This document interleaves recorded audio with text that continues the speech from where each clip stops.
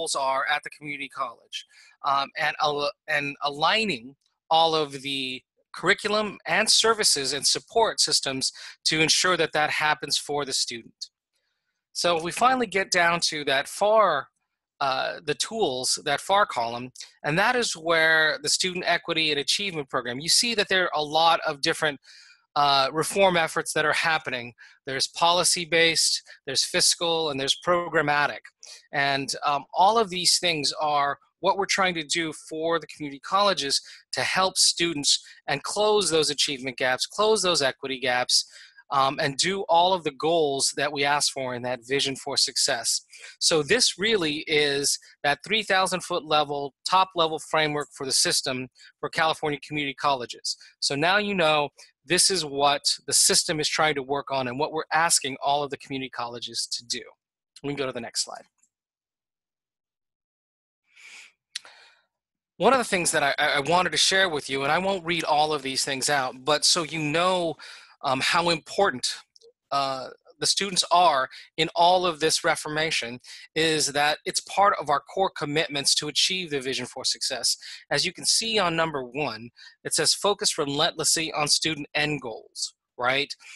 What do they need? What do they want to get? And we need to design and develop with the student in mind. And number 2, right? If we're going to create coursework, if we're going to do support systems, when do they have to be, right? So each community college has a different set of criteria for their students and a different set of students. So they need to design it to meet their needs so that we can get them to where they want to go and achieve that goal. Now there's other core commitments that that we are trying to endeavor to kind of guide us through all of these different things. But to me, it's really important that you know that the first 2 core commitments to achieving this vision for success, these high-level goals, is to focus on the student and design with the student in mind, not any other thing. So when we start looking at everything that we do at the community college and at the state level, we're asking all of our colleges to do this. And to do this when they create programs, when they do curriculum, all that kind of stuff, implement guided pathways to focus on the student's end goals and design and decide with the student in mind. So we can go to the next slide. So now we're getting to the Student Equity and Achievement Program. So in essence, you guys may or may not be familiar with, this is kind of the consolidation of 3 major categorical programs. The 3 categorical problems were, one is Student Success and Support Program, the other was Student Equity Program, and the final one was Basic Skills Initiative Program.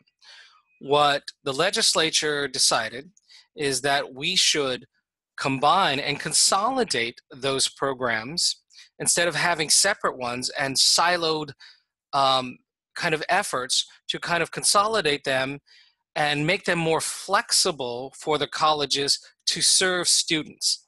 And the reason I say that is because the same student can be in the same string that can serve Student Success and Support, Basic Skills Initiative, and Student Equity. So that same student can be within all 3 of those programs. And we felt that, you know, if that same student can be a string in all of those programs, why are we trying to create all these different restrictions and prescriptive things that money can be spent on that can only be for that particular population, when our students need our colleges and the students need flexibility to do what they need to do for their population.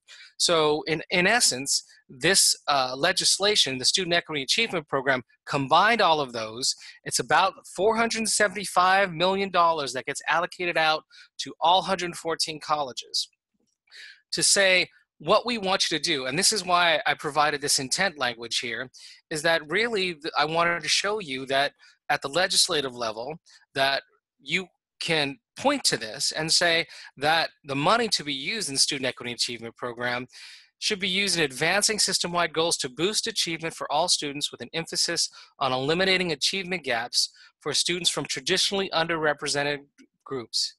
And using those things that I talked about earlier, using guided pathways, making sure that students complete their educational goals. And then, and I'm not sure if all of you have heard of AB 705, but it's really number C is providing quality curriculum instruction and support services to students who enter college deficient in English and mathematics to ensure these students complete a course of study in a timely manner. Right? So now these funds, they're not as restrictive for each particular little program, but they're flexible now to kind of achieve these really difficult goals of serving traditionally underrepresented groups and closing those achievement gaps. So now, not only have we kind of aligned our overarching intent and vision and mission, but we also have legislation from the Implement Some programs that have large portions of money that give out to the colleges to align with students as well, and to give them the ability to spend these funds to help students complete. So we can go to the next slide.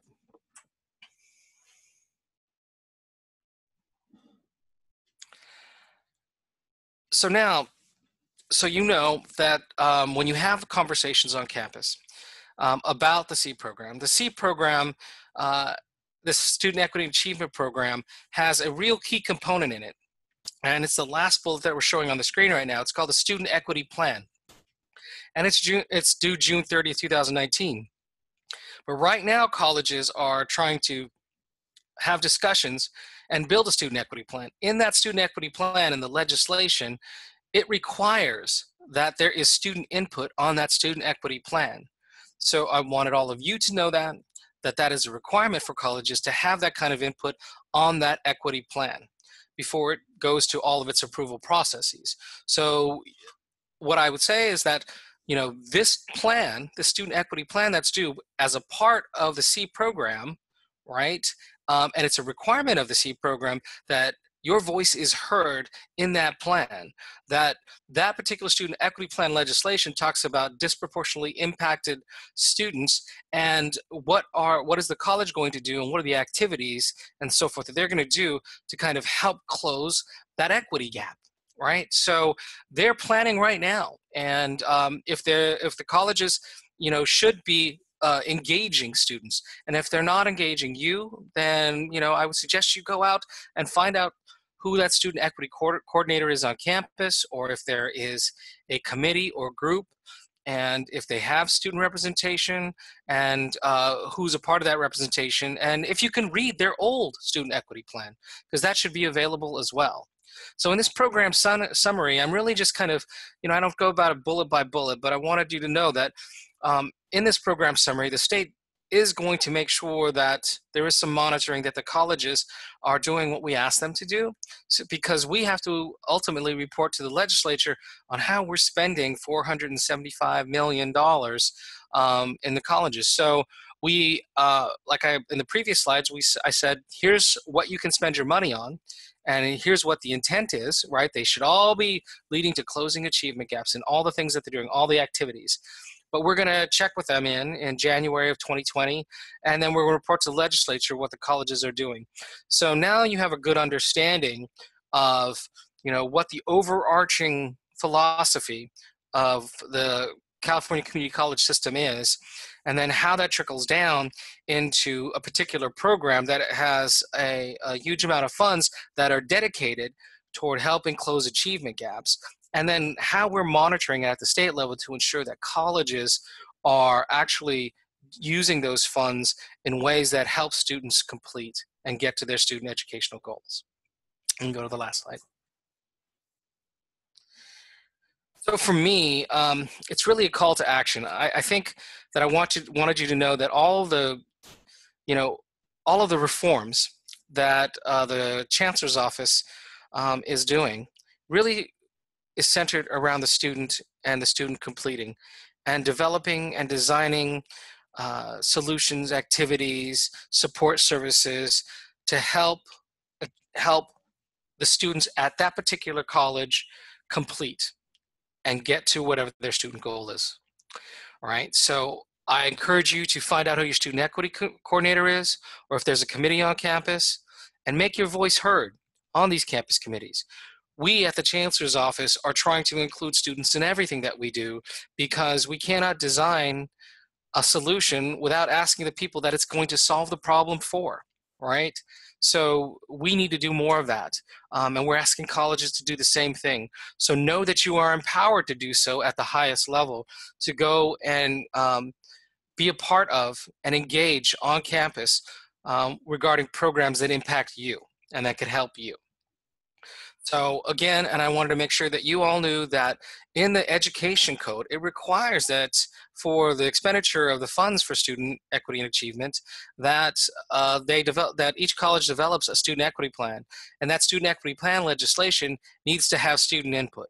So again, in closing, you are at the center of legislation, at the center of the philosophy of what we want to achieve at the community college system. Empower yourselves to have those conversations on campus. And that's it. Thank you so much for that overview from the Chancellor's Office perspective. And up next, we're going to have Cleavon Smith, who's going to help talk through some of these call to action points so that we can get some concrete understanding of what it means to advocate on your particular campus. So, yes, Cleavon. Okay, how are you doing, everybody? Kelly, can you tell me how my audio is coming along? Because you were a little drowned out the last couple of seconds. You sound pretty good. Okay. I'm sorry if I'm a little bit quieter. Yeah. Okay, no worries. Good morning, everybody. My name is Cleavon Smith, and I am, as the slide shows, that I'm an English instructor at Berkeley City College, and for several years I was the campus and district academic senate president, as well as a member of the state academic senate executive committee. I would like to follow up, if you don't mind, please, on the next slide, just to thank Michael for everything he just shared with you. That information is critical, and I highly advise everybody to take what I'm going to share, but keep going back to the information from the slides that Michael just presented. As far as the process, so there are several things with how to get involved and how to add your voice to the planning that's happening at your campus. And actually, as I was listening to Michael and just thinking about my slides, and I think it's one of my last slides, but really it's about showing up. The biggest part of the process is your showing up. Unfortunately, even that is $500 million almost that Michael was just sharing that the state is allocating to the colleges for these efforts. But once it trickles down to 114 colleges, and you will see immediately how it's not quite enough to serve all of our students adequately. And so much of this is advocating for the best, the most efficient allocation of these funds. And unfortunately, in an environment where there is a lot of lacking of necessary resources, it sometimes seems to pit one student group or one program, one campus program against another. And so showing up is really critical, because if you don't show up, like you have in essence silenced your own voices. So with that, the process, know your college timelines. The different colleges have very different timelines, especially if you are in a multi-campus, multi-college district. So as Michael was sharing, the 30th of June is when the district has to forward its plan. It's planned to the state chancellor's office. And so it has to go through the board of trustees, which means it needs a couple of weeks lead time before it goes to them for approval. Very often they will want to see a draft of it before they approve, so you're adding even more weeks. And then when you understand that students and faculty are primary consultants on this, and most of our semesters, most of our terms are over by the end of May, you can see how the clock is moving backwards fairly fast. And so understanding what your college timeline is critical. And most colleges are, like Michael said, are doing a lot of the work presently already. So know the key meetings at the college. There may be a separate planning and budgeting meeting committee that meets and discusses this. There may be a separate SEAP committee that deliberates on this plan specifically. So know the key meetings at your college. I would add to that list is know your your associated students meetings, so that you can participate in advocacy there, as well as your classified senate and academic senate meetings at your campus. Michael shared a great slide with guided pathways and the vision of success language. So know that language as well as the key jargon at your college. Every college, campus, district has its own unique vocabulary sometimes, unfortunately. It makes it really difficult for students to get engaged and get involved, because you go to these meetings and people start throwing out these acronyms, and it seems that you'll need to do more work to understand the acronyms than to understand what's going on in your anthropology class. So get up on that language as quickly as you possibly can, so that you can follow the discussion that's happening and also contribute to the discussion. And finally, on this about the process, just know who you can lean on. Some mentors on your campus, considering the campus culture, who you can work with. There may be other students already engaged and involved who have a lot of experience working on these committees that you can kind of lean on for an understanding of what's going on, as well as faculty and staff and other administrators who could provide some mentorship for you. Next slide, please, Kelly. So what can you do to be included on the plans? Part of one thing, as Michael mentioned, the colleges, the districts are mandated to include students' voices in the process. So students will most likely have at least one, if not more, seats and actual votes on the plan. Usually those seats are appointed by the associated students on the campus. So work with your associated students to gain an appointment. But even if you don't get an appointment from your associated students, know that almost all of these meetings are open meetings, and you can still attend, and almost all of the colleges welcome your voice. The only difference is you may not have a vote, but very seldomly do these plans come to a vote where it's like a 4-3 or a 10-9 kind of vote. So know that even if you're not an official appointee on the committee, your voice can still be valuable. Know when the committees meet, and make sure that you work out ways that if it doesn't allow with your schedule, so maybe your campus group has a particular leader who's planning on attending, but the meetings happen during some time that they're in class, get other people there. Or if you have other obligations, just make sure that someone is at each of those meetings and in representing your needs, as well as communicating back what's being discussed. Also, attend the academic and classified senate meetings, because the reps on that committee will be going back to their they'll be going back to their senate, and their senate is giving them guidance on how to vote or what things to bring up, what questions to ask. And so if you're there at the academic and the classified senate meetings, you can kind of help inform even the questions that their representatives are taking to the SCAP plan committee. Yes, and like I said before, even if you don't have an official appointment, please attend. Next slide, Kelly. Okay, how do you make your case? I think part of it is just being mindful of if you can yourself, create some goals and outcomes for your student group on your campus. And each campus is different because in some campuses, for different reasons. You all know these reasons already. But if, as best you can with your goals and your outcomes, align those to what the institution already has stated as their goals and outcomes. And align those with the guided pathways and vision of success, goals and outcomes.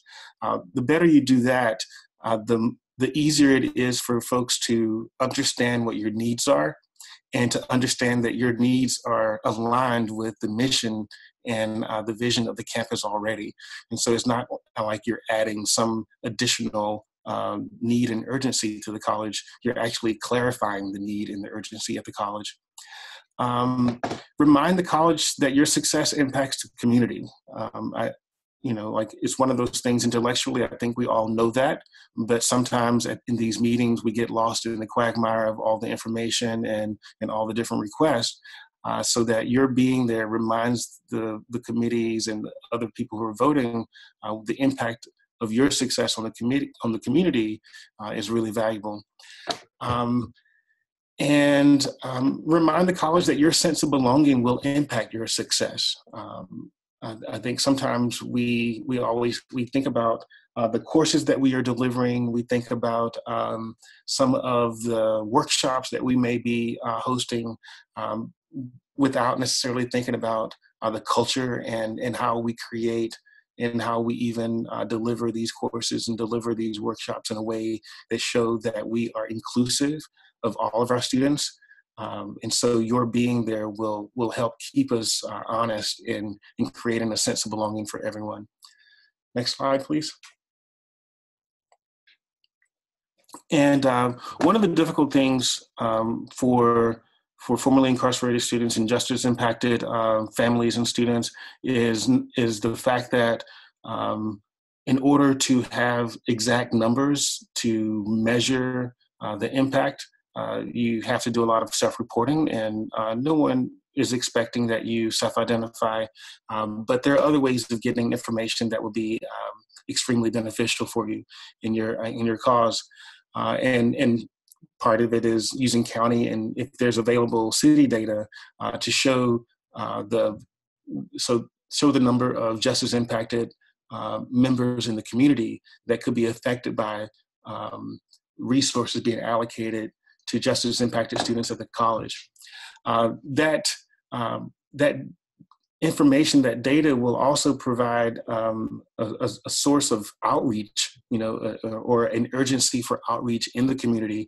So if your district, you feel that you have very few students who've been justice impacted attending the school, but at the same time you have county and possibly city data that shows that this is a real untapped, underserved community, that will help you advocate for inclusion in the Student Achievement and Equity Program. And again, talking about the impact on justice impacted families, as well as those who are justice impacted directly themselves, is another way of stating the urgency. Next slide, please.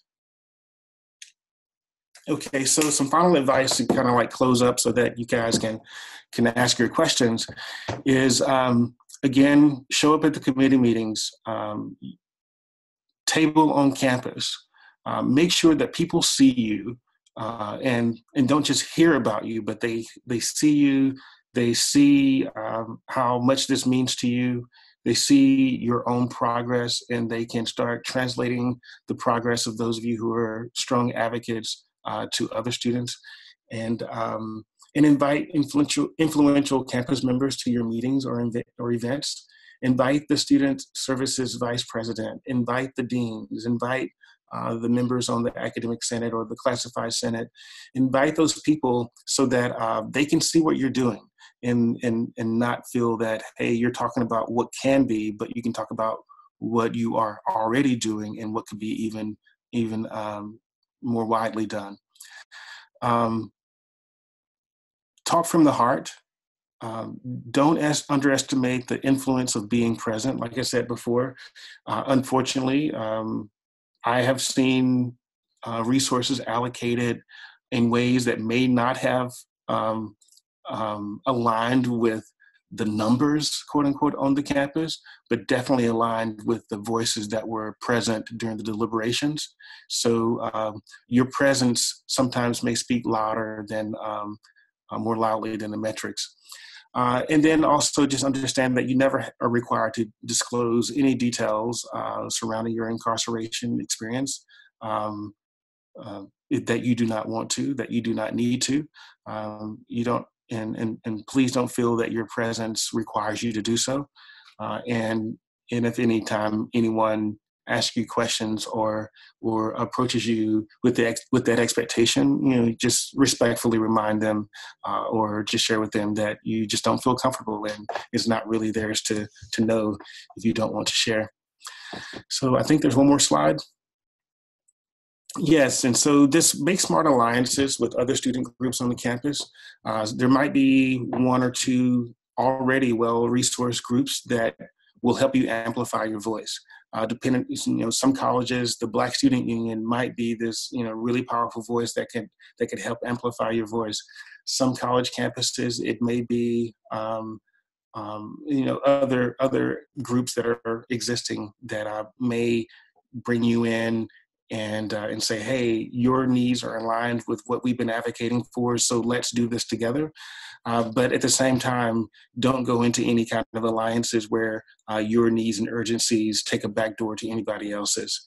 The other thing about the alliances that I want to add that I didn't put in the slide is understand that some of the campus leaders, some of the instructors on your campus or classified leaders, they all have different expertise.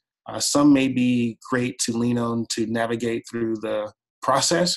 Some may be great to lean on to help amplify your voices at events. And so just be mindful that not one person can do all the different things that you may need. And so try not to lean too heavily on one individual or one group to help amplify your voice on campus. And finally, like I said, like it's written there, be present, be present, be present. Thank you.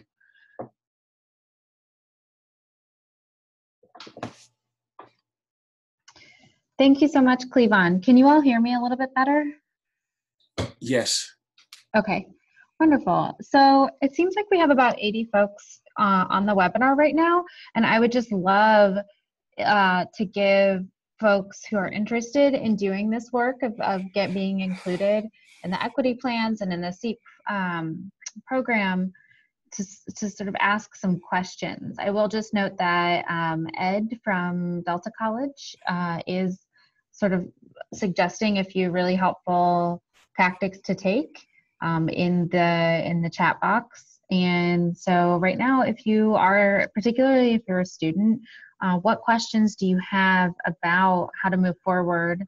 And yeah, some folks are raising their hand, but I would love for you, if you can, just ask the question in the Q&A box, and you can send it to all panelists or to all attendees. It's sort of up to you.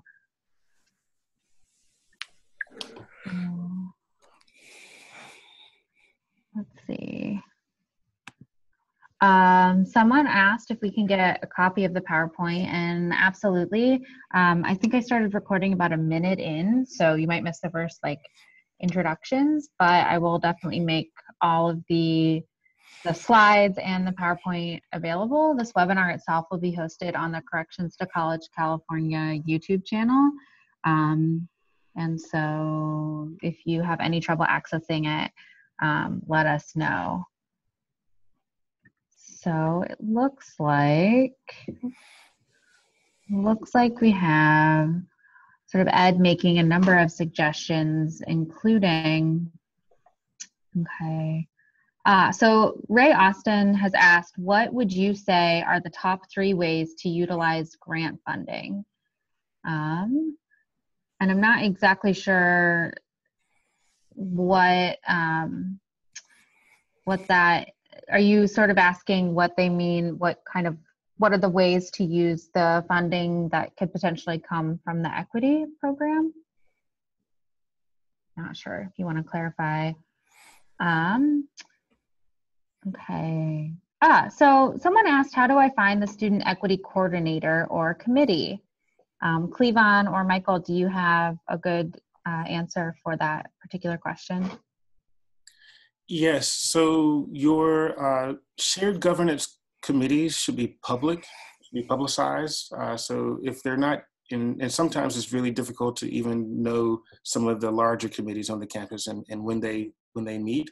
So if that's not publicized in a way that's easy to find on your website, your college website, you know, I would go to the Associated Students. Potentially, they can tell you when those meetings are because they're required to appoint people to those meetings. If you don't have an active Associated Students, I would go to your to either whichever ones on your campus is more accessible to you, your Office of Instruction or Student Services. The dean or the vice president in those offices will know immediately when those meetings are held. Great, thank you so much for that answer.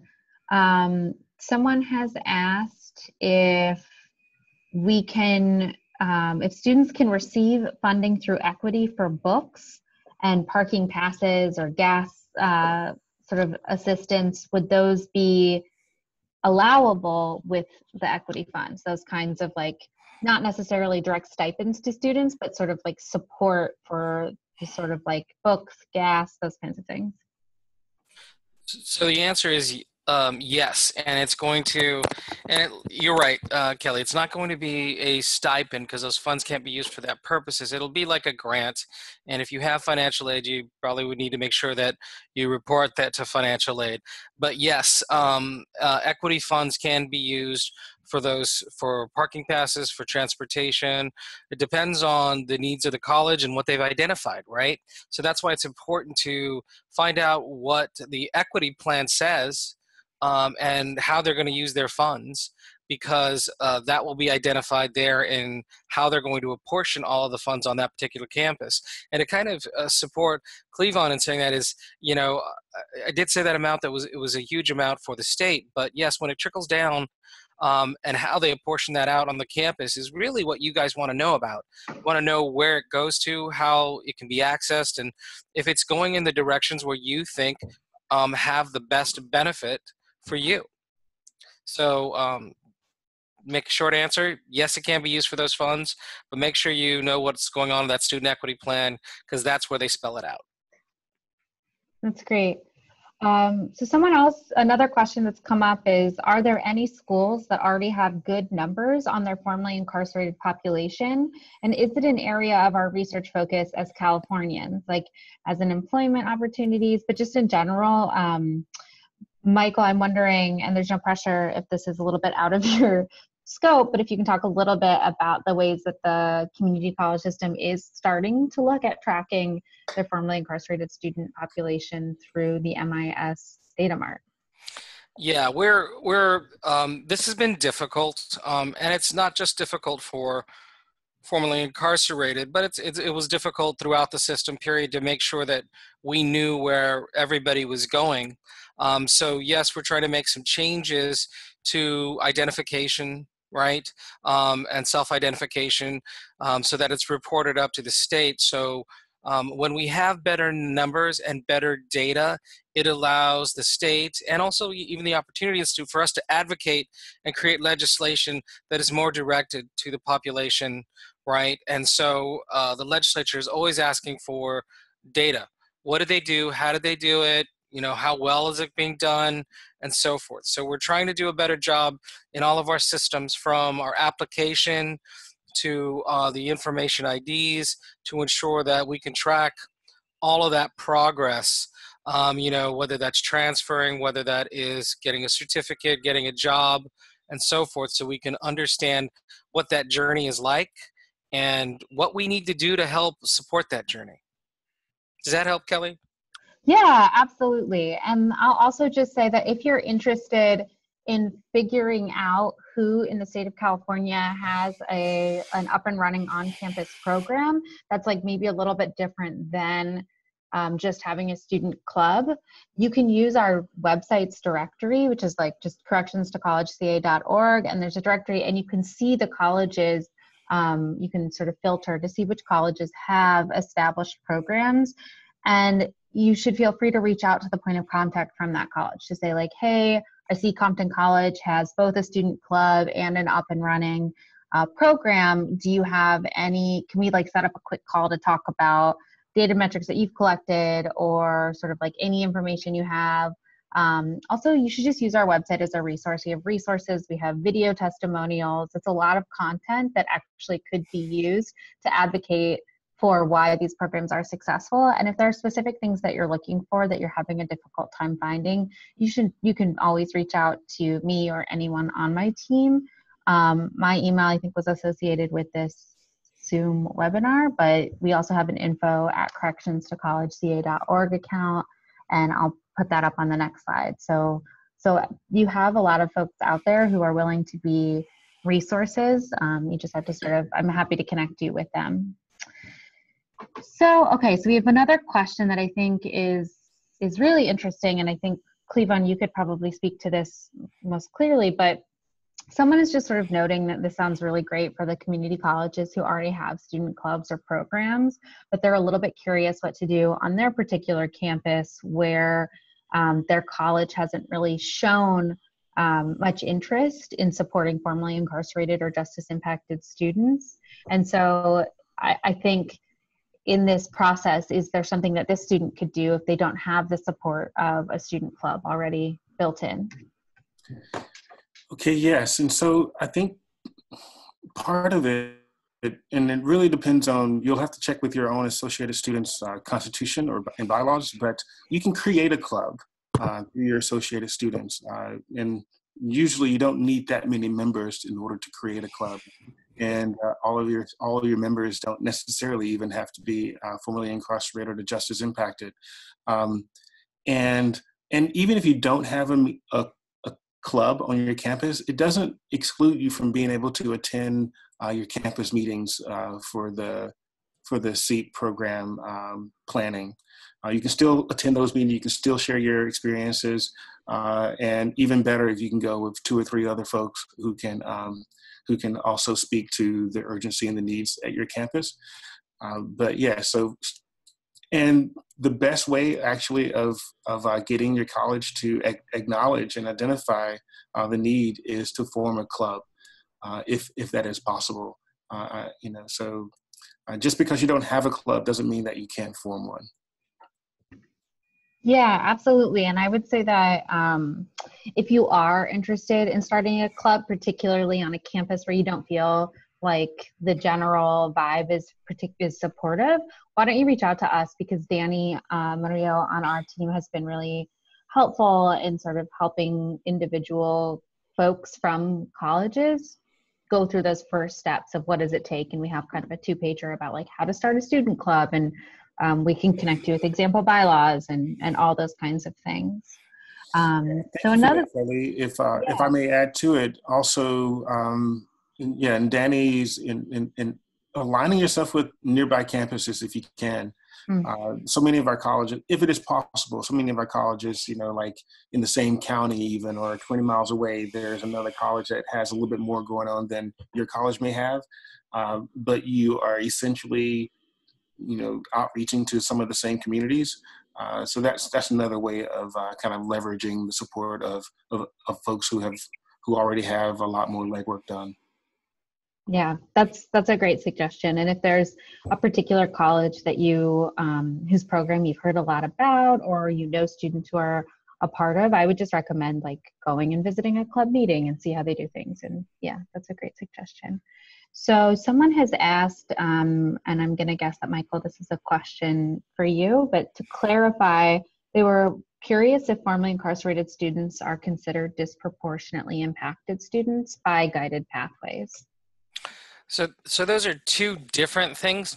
So I'll first talk about guided pathways, and I'll talk about disproportionately impacted students. So guided pathways is really a framework for kind of reorganizing the kind of activities that are going on a campus to help students get and achieve their goals. So in a guided pathways, it's a kind of a movement. It's a nationwide movement that um, helps focus into various different areas for students a clearer pathway, so they're not spending a lot of time not taking the right courses, and also being able to help them when they stray and or when they need support. So that's what kind of guided pathways is kind of creating that for lack of a better way to describe it, almost a kind of wraparound service for the student that allows them to achieve the goal that they came there for. And so with disproportionately impacted students, that's a little bit different, kind of, because an education code for the student equity plan, they're defined. But also in that education code for student equity plans that talk about disproportionately impacted, it also says that a campus can identify any group that they want. So that's why I kind of come back to getting involved and finding out what your current equity plan says and what they're doing now. Because even though you may not be called out in the equity plan as a disproportionately impacted group, because they have to do calculations. Disproportionately impacted in essence means, are you doing the same as the majority in the same kind of coursework and so forth. So when they do those disproportionately impacted studies, you're not the reentry students aren't called out, but that doesn't mean that that the campus cannot add them to that equity plan. So that's where I kind of say they're not legally called out, but you can, on a college by college basis, identify any group that they want to address with those equity funds.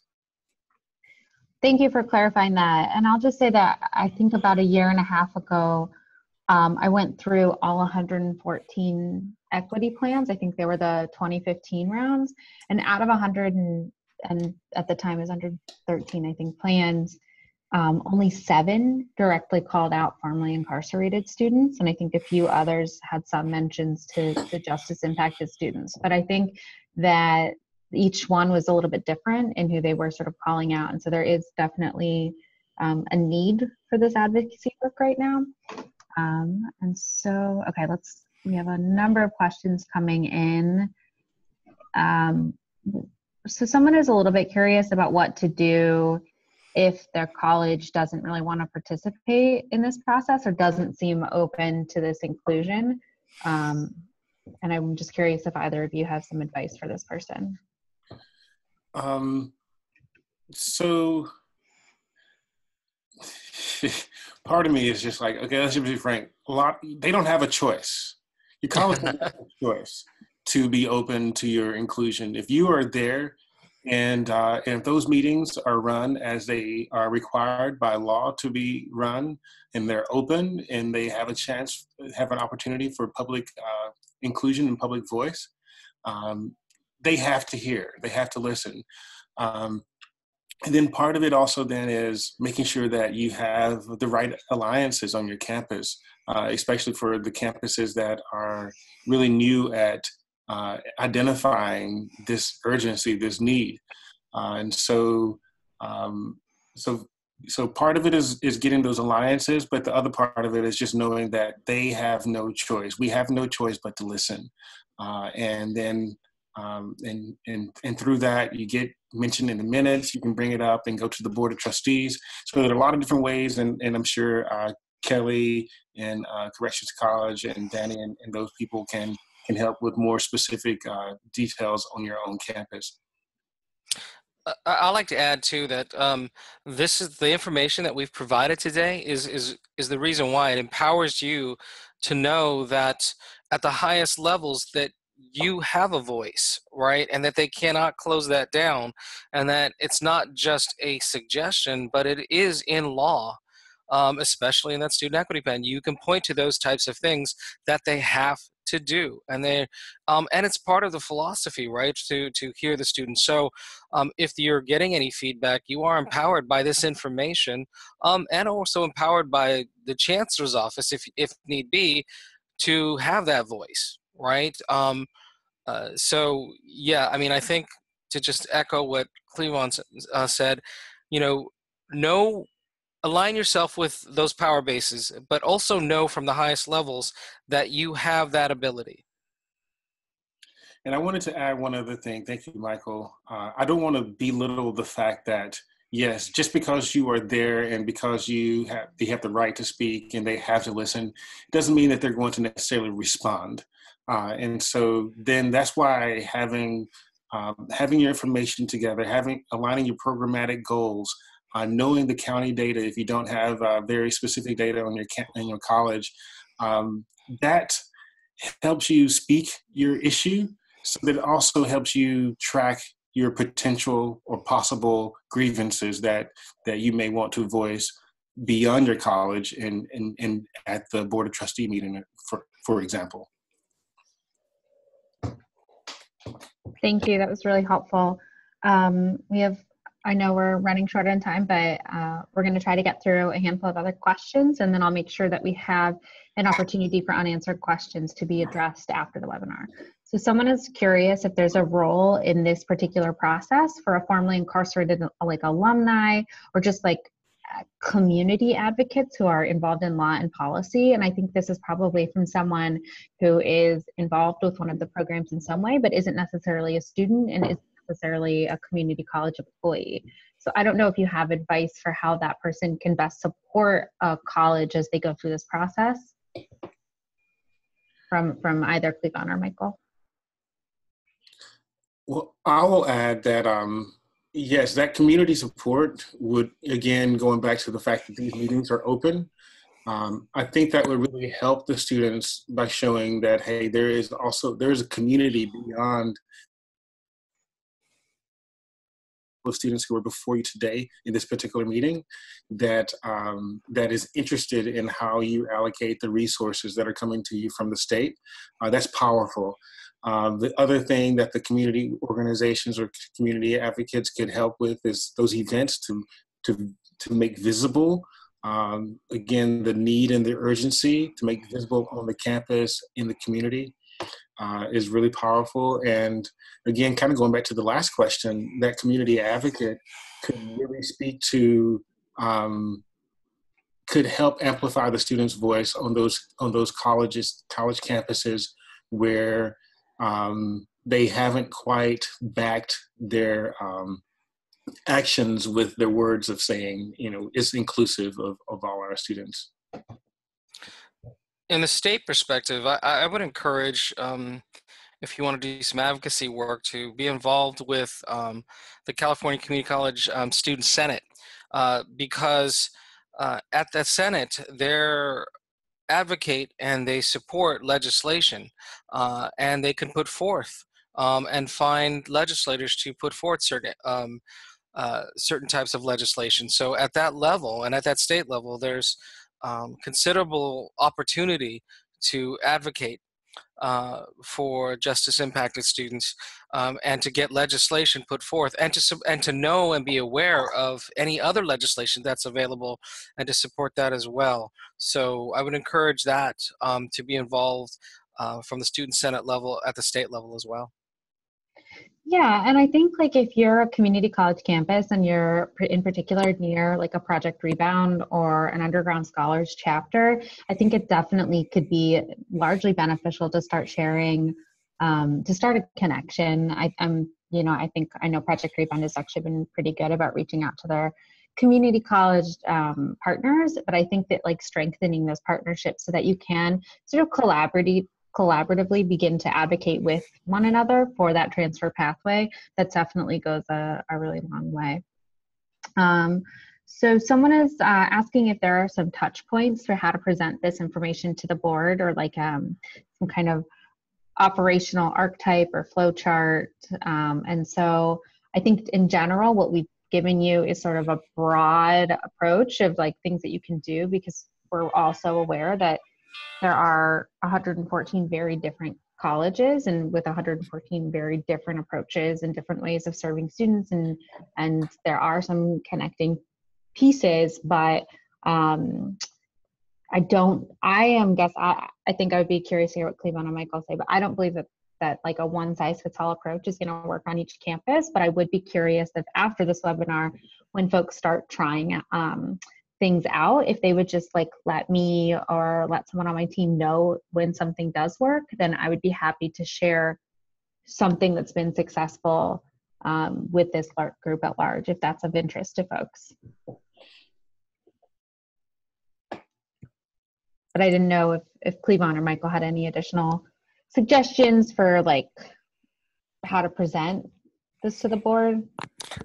I think you need to start with data, right? So I think Cleavon talked about it, is you need to kind of find out, you know, the data, whether locally, whether it's regionally, and then kind of open that up to, you know, and start your argument or your presentation with what that data looks like locally, so that there is an understanding of your audience of, you know, and some connection of your audience to, you know, the population, right? So to me, it starts there.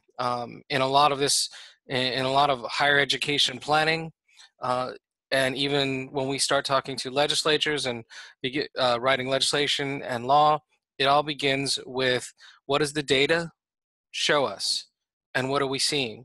So I think that's a good place to start. And I will add to that, and part of that data is your own experiences that you've had re-entering into the colleges, and just knowing what that experience is, and knowing all of that data, to make sure that you're asking for particular needs. There's like their goals. There, and again, like I use the term goals and outcomes, but there are goals and outcomes that you wish to achieve, and working backwards from there, so that what you're asking for is very specific, and it can be, in what you're asking for, they can see how it's leading to the achievement of those particular goals. Going in and just asking for money will not be helping your cause.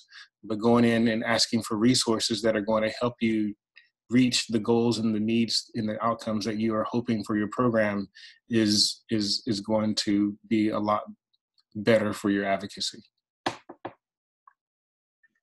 Yeah, thank you to you both. And so I know that there are some outstanding questions, and I apologize that we weren't able to get to everyone, but I would encourage you that if you leave this webinar with some thoughts or questions, to send us an email at info@correctionstocollegeca.org.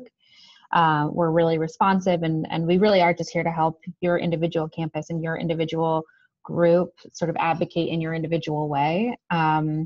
And so one thing that we're a little bit curious to know is that whether or not really what we're hearing from the Chancellor's office and from the individual colleges is that the month of February is the time to make these moves. And so it might seem kind of rushed, but it really is like the time is now to start doing some of this advocacy work.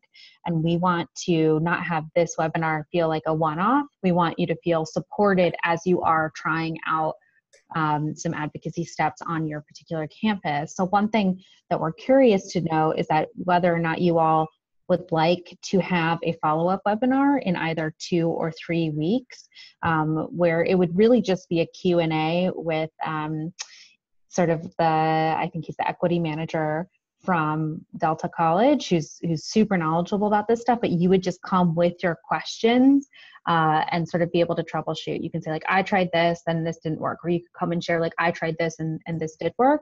So I think tomorrow morning you'll get an email that's like, thank you for participating on this Zoom webinar, and it will ask you to fill out it's a 2-question Google form that says like, do you want a follow-up webinar? And then which of these 2 Fridays works best for you? So I think that's all for today. Thank you so much to Michael Quiaoit and Cleavon Smith. We're so fortunate to have such smart and willing participants on this webinar. And like I said, feel free to reach out to us, fill out that survey if you would like to have a follow-up webinar, And if not, enjoy your weekends. Thank you all. Thank you, Kelly. Good luck, everybody. Thanks, everyone. Good luck.